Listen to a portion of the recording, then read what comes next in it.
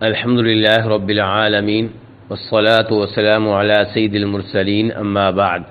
ایک بہن سوال کرتی ہیں کہ تہجد کی نماز کا ٹائم کون سا ہے اور کیا اس نماز سے پہلے سونا ضروری ہے؟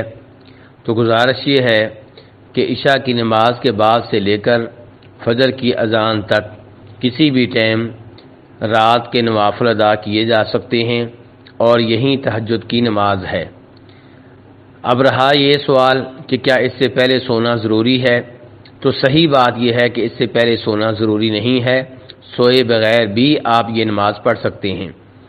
آپ ان احادیث کو آپ اپنے سامنے رکھیں جن احادیث میں آتا ہے کہ نبی علیہ الصلاۃ والسلام رمضان کے آخری عشرے کی راتوں میں جاگتے نہیں تھے، پوری رات بیدار رہا کرتے تھے۔ اب ظاہر ہے کہ ان راتوں میں بھی آپ تہجد کی نماز پڑھتے تھے، تو تہجد کی نماز کے لیے سونا ضروری نہیں ہے، لیکن تہجد کی نماز کا افضل ٹائم رات کے 3 حصے کیے جائیں تو آخری حصہ بنتا ہے۔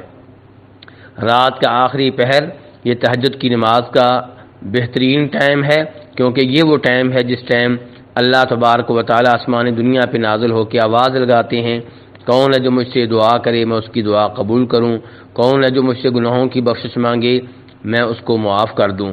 واللہ تعالی اعلم۔